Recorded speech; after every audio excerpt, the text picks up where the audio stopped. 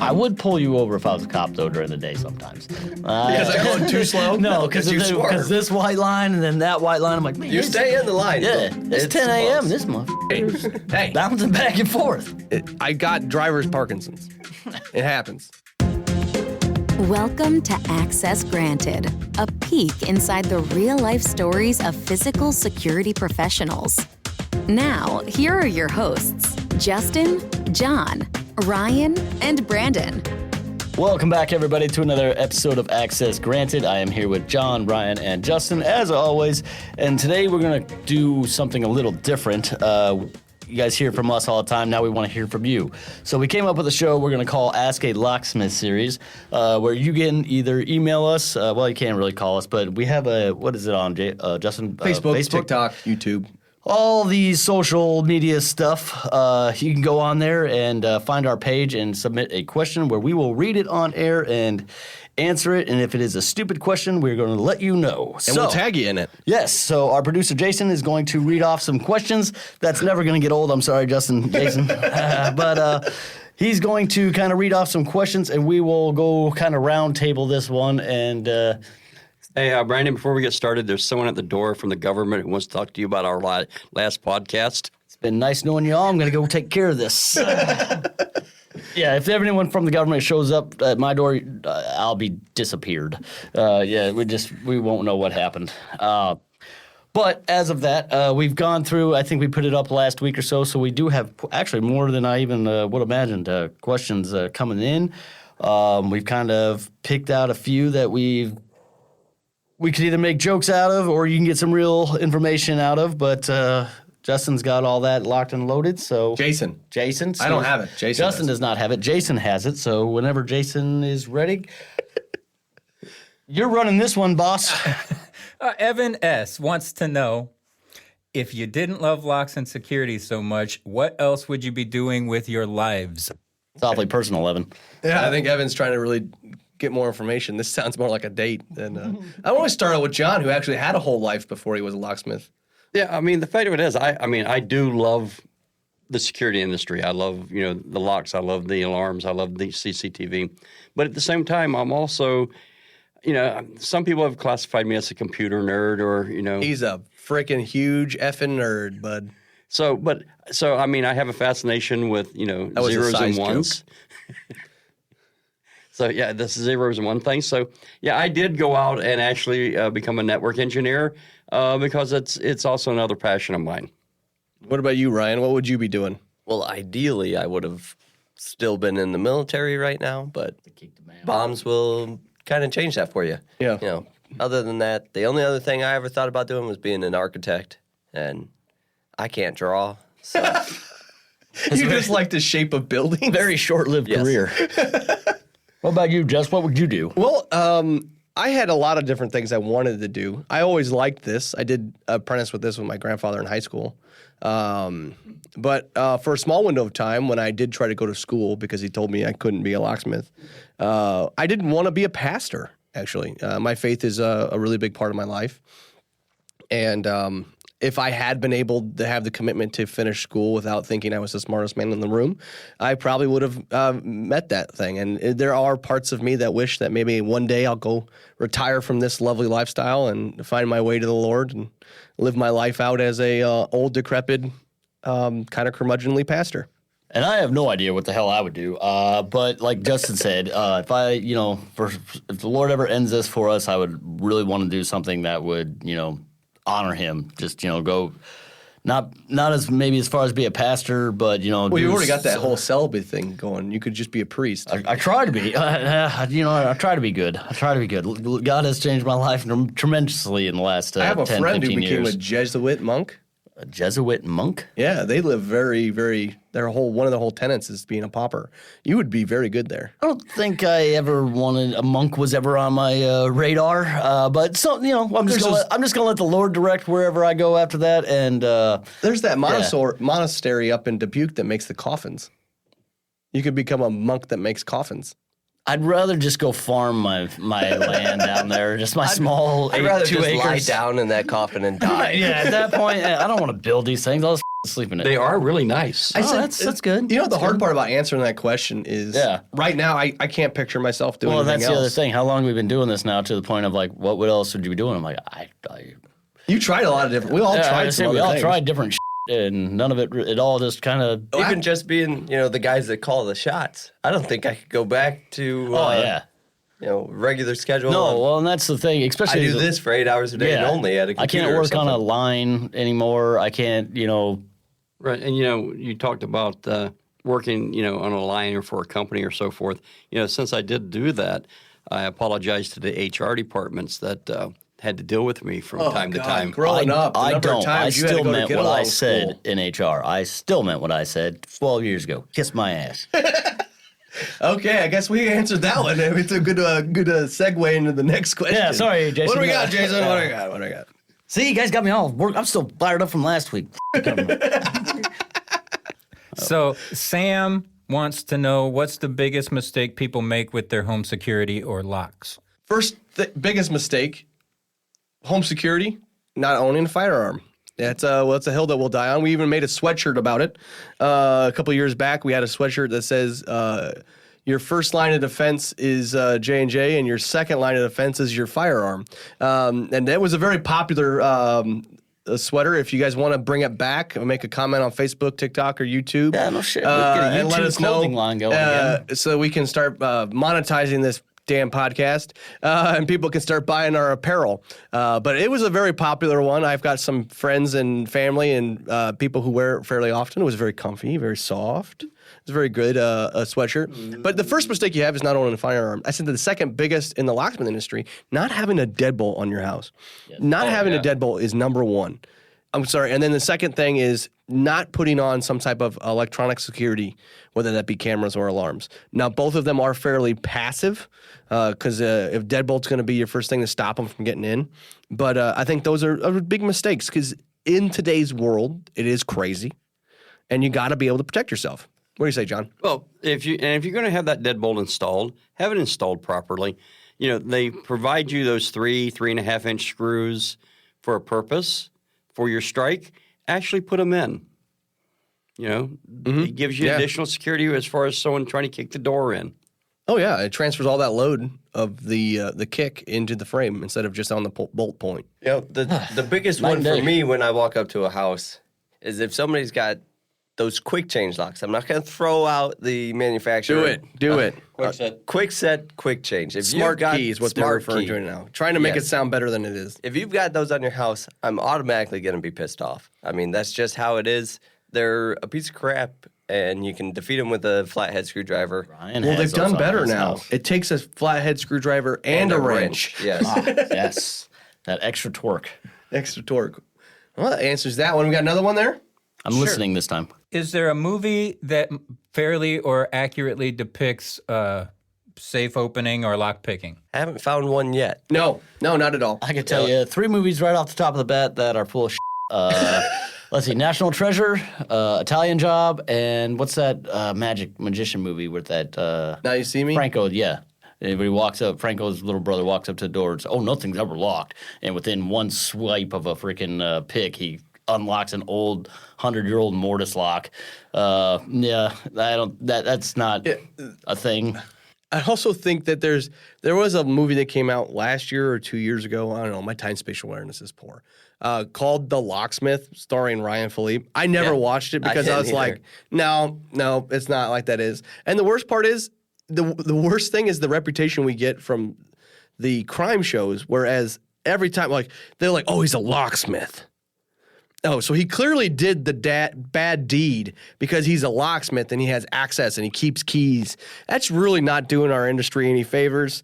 So television, please stop. Also, if you don't understand how a lock is picked, don't have your people pick locks. Also, we do consult at $100,000 an hour. So, Yeah, so if you are filming a movie and you want accurate depiction of a vault door opening in a bank, we will consult and we'll actually open the vault door for you, but we're going to charge you to do so.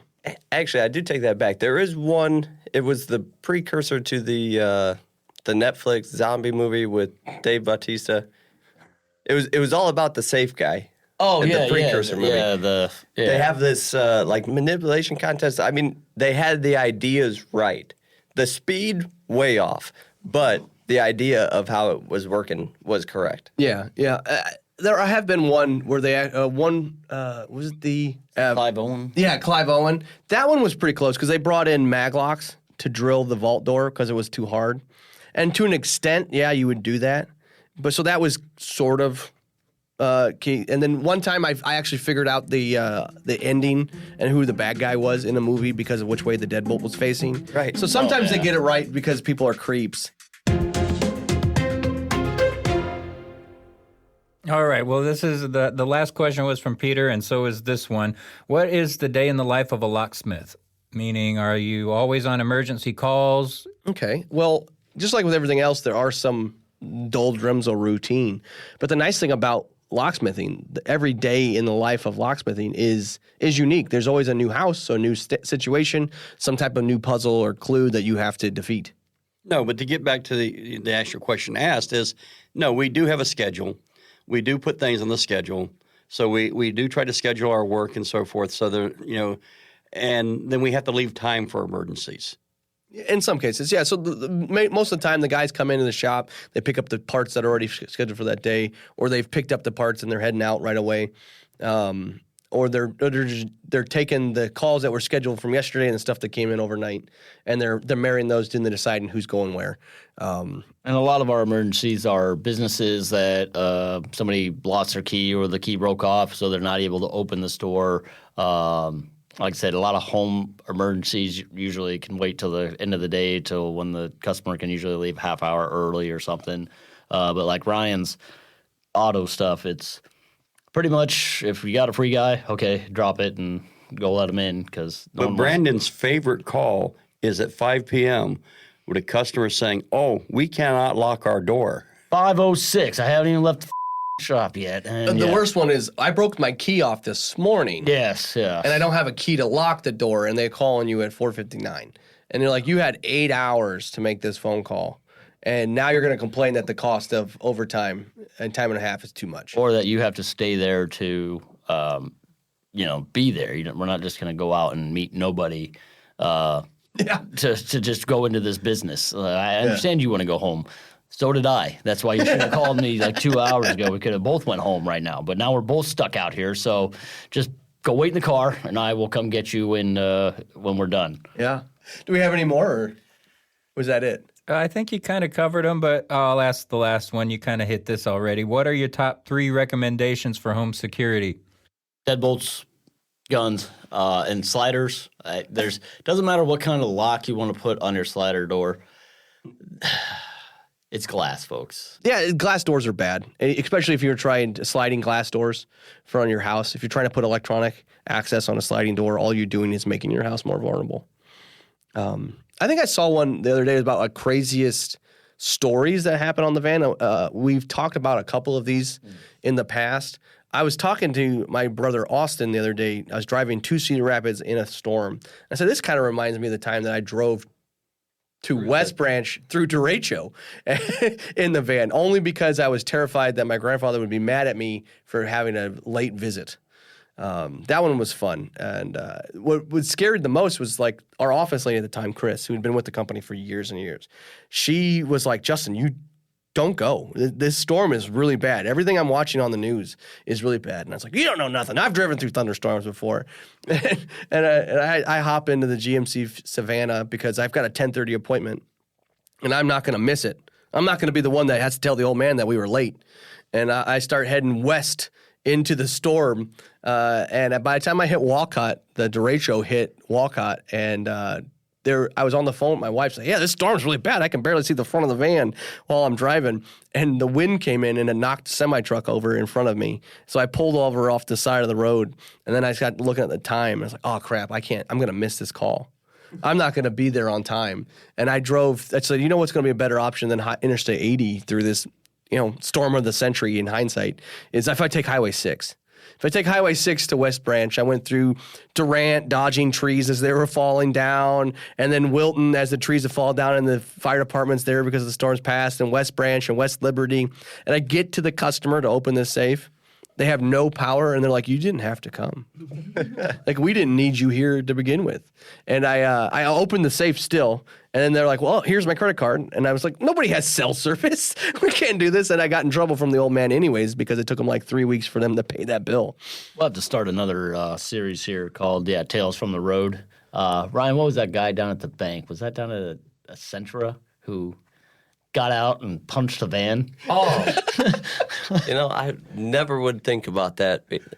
Just in the back of my head all the time, I guess. But I was pulling out of the bank. I think I just opened a safe deposit box or something at the bank, and I was pulling out. I was on the exit side, but there's parking spots right next to the exit side in case maybe you go through the drive-through and you got to run back in. I don't know why there's parking on that side. That's the exit only.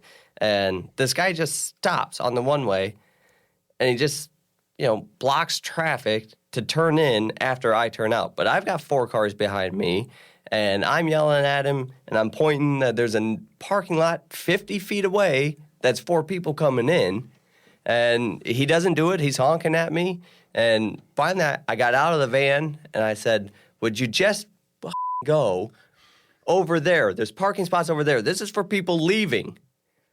And, he gets out of his truck, this old guy, he zooms up so that he's right next to me, gets out of his truck, and he starts screaming. He thinks, you think you're a big man? You think you're a big man?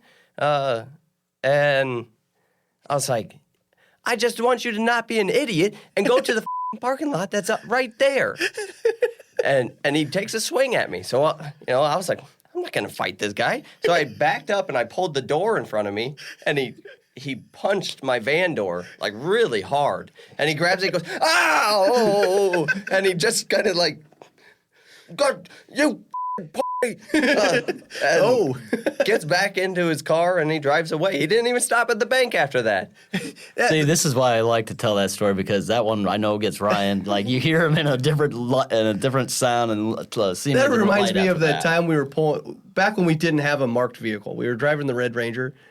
And that guy on the bike, yes. We were pulling out of the Duck Creek Plaza.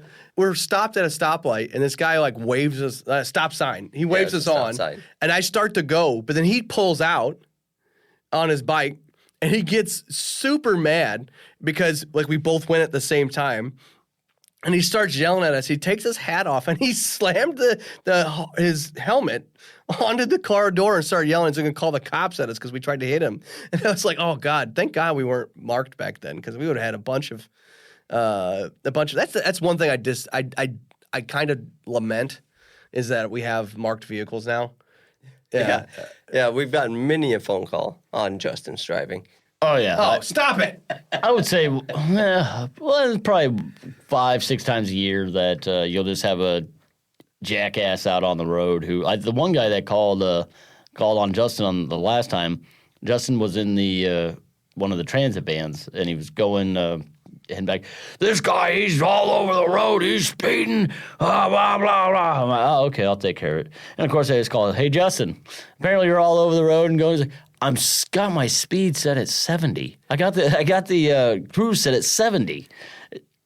I know. If anyone knows me, I'm probably the slowest driver in the shop outside of John. I would pull you over if I was a cop, though, during the day sometimes. Because I'm going too slow? No, because this white line and then that white line, I'm like, man, you stay in the line. Yeah, it's 10 a.m. This motherfucker's bouncing back and forth. I got driver's Parkinson's. It happens. Other than that, guys, I think we're going to wrap this up for this week. Again, as always, come down to the shop and see us. And don't forget about downtown Dalton. He really enjoyed. He's sad nobody's. Yeah, he's sad nobody's called. Yeah, that nobody's called for downtown Dalton. So make sure you come in and see that poor boy. Visit us at 1304 West 4th Street, Davenport, Iowa. Give us a call at 563-322-0123, or go to our website, Justin, at jjlocks.com. Thanks for listening to Access Granted, a podcast by J&J Access and Security in association with TAG. For more information about J&J Access and Security, visit jjlocks.com.